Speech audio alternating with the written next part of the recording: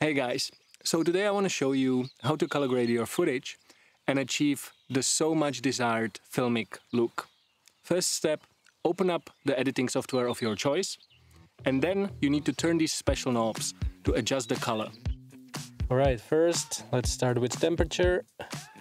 I think we're gonna make it a little warmer. There we go. Next, exposure. Yes, maybe around here. No, that's too much, a little less. And then, last but not least, we add the film effect. I think that I like it around here. Awesome. Okay, before and after. And that's how you do it, guys. See you in the next video. Okay, all jokes aside, filmmakers all over the world love the look that shooting on film gives you. And for that reason, we all strive to recreate that film look when we color grade our digital footage. Now, I really enjoy color grading, but by no means I consider myself to be a professional colorist. And for that reason, I'm always excited to try new tools that can help me achieve that filmic look. One of those tools is Dehancer. Dehancer is a plugin that allows you to create film-based color grades in a much more streamlined way compared to creating the look from the scratch. I've been following Dehancer for a long time and I wanted to try the product, and so when the guys reached out to me and offered me a little collaboration, I was naturally in. Now, just to mention, this is not a paid advertisement. I'm not getting rewarded by any means from Dehancer. They just gave me access to their software and they asked me if I could make an honest review. Before we jump into Davinci, Dehancer works on all major softwares like Premiere, Final Cut, Davinci and more. And recently they also released an iOS app, which I'll talk about a little bit later. Alright guys, we are in DaVinci Resolve, and when you download Dehancer, you will automatically see it up here in the effects panel. You can search for it and you see it right here. Now, I have a few clips prepared here. Two of them are Lumix S1 footage and two of them are my Kinefinity Mavo LF Mark II footage. So let me show you how Dehancer works. First of all, you want to grab the plugin and you want to drop it on the last node of your tree. You want to drop it on the last node because if you're going to be doing some power windows or other adjustments, then you want to do them on the log footage before the transformation that Dehancer does takes effect, so you get the most out of your image. Now let me very quickly show you how Dehancer works. So first of all, you open it here and suddenly you see there's a lot of tabs. This might seem a little intimidating, or at least it did to me, but luckily the guys from Dehancer send you a very detailed PDF guide of what each of these tabs means and what it controls. So once you read through it once or twice, it suddenly makes more sense and using Dehancer is very easy. So first thing you need to do is set an input. We want to set the camera manufacturer and profile that we're using. So we're going to go to choose camera, vendor, Panasonic, camera, Lumix S5, even though I showed it on S1, and then Vlog. And as you can see, it immediately transforms the image into quite a decent image, but that's not where we're going. So the second thing is to choose the film. If I open the drop-down menu, you can see there's a multitude of different options that you can choose from. Each of these films is very, very well developed, and there's a lot of science behind it. So let's go with Portra 400 maybe. Boom. Here we have Portra. Image is looking pretty good, maybe a little washed out. So the second thing I want to do is I want to play with the push-pull, which basically, you know, as if you would be developing the film, depending on you push and pull the exposure, it's going to affect the image. Here, in my opinion, it opens up the shadows a little bit and crushes the highlights, and it also gives either warmth or cold feeling to the film. So let me park it somewhere around here. And then the second thing I do is I go to print, and then I choose the profile. I like to choose the Kodak 283A3 print film because that's a very popular profile. And as you can see, it transforms our image even more. It looks really good already. So we're gonna go back to input and we're gonna play with the exposure. I like to bring the image a little lower. You can play with temperature. Maybe let's warm it up a little. And then obviously here you have other settings like tint, defringe radius, and you can enable defringe or you can disable it. Now after this, I usually go to Film Developer, and if I want to have a little bit more contrast, I can boost the contrast or I can reduce the contrast. Let's boost the contrast a tiny bit, and let's also boost the color. So we use the slider color boost and we bring more color to the image. Let's park it somewhere over here.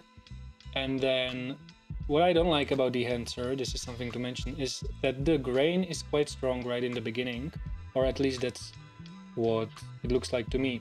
So what I usually do, I go to the film grain, and then I can either reduce the amount, or sometimes I like to switch to positive. As you can see, it suddenly reduces the grain a little bit, and I like this much more. So right now already the image is looking, in my opinion, very good. As I said, there's a lot of settings. If you go to film compression, then you can control how much basically the highlights are compressed. You can also see it on the waveform, how it's changing. So let's bring the highlights a little lower. There we go. And then we can go to expand, and this allows us to basically open up the shadows or crush them a little more. Let's leave it somewhere around here. And then it allows us to do the same thing for the highlights. So we can either blow them out or we can really bring them down.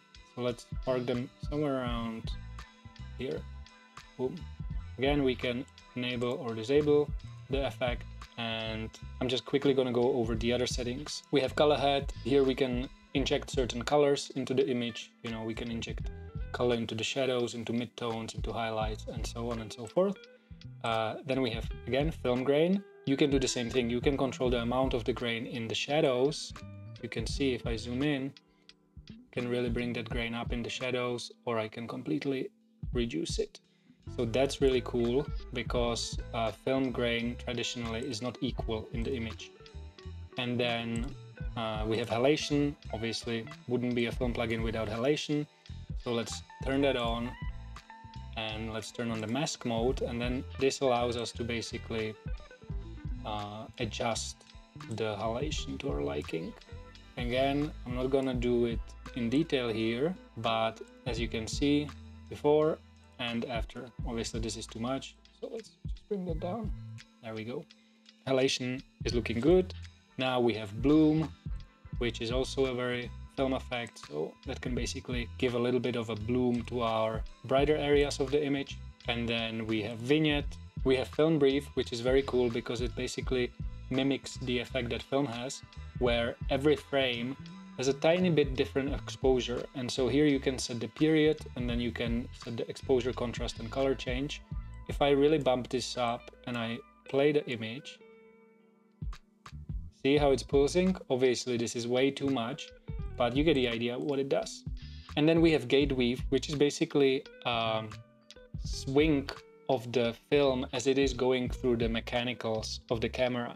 So if you add this effect, it will kind of move your image, you know, from side to side, and it will again just sell the filmic look. There's a few more settings, you know, monitoring. You can turn on false colors, you can turn on clipping indication, and as I said, I just really recommend you to test it. Maybe download the free 7 days version and play with Dehancer. Now I'm going to show you a few more looks here that I created using Dehancer. I used different films for each of these clips, and as you can see, the image is very, very pleasing and authentic.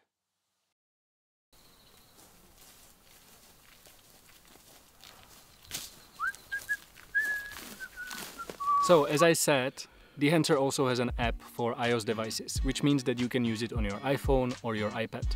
Now what I really like about the app is that it's super easy to use, and it basically allows you to create the same looks as you can create in your software within your phone or iPad.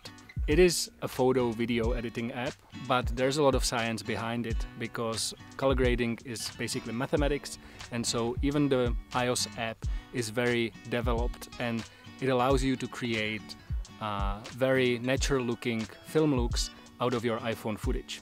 Now let me show you some examples. As I said, you can edit photos and videos, and you can see that the footage looks really good. Bear in mind that I have an iPhone XR, which is a 3-year-old phone, and so if you would be using an iPhone 14 and you would be shooting in ProRes, the results are even better. So overall, as you can see, using Dehancer is really easy. Whether you're using the software or the iOS app, it's very intuitive, and because of the PDF guides that you get when you download the license, you can really dive deep into it and you figure out what setting does what, and you can really play with creating your own looks. But if there would be a few things that I would improve on the app, then I think the first thing would be the grain. When you're using the film effects, I feel like the grain is sometimes too strong, so that would be point number 1. And then point number 2 is that because I just got a Kinefinity camera, I tried to using Dehancer on Kinefinity footage, and I feel like there's some work to be done. The software works great when you're using it on ARRI or vlog footage, but I feel like with Kinefinity there's still space for improvement. I'm not saying that you cannot get a good looking image, but it takes a little bit more time compared to, for example, grading an ARRI log C.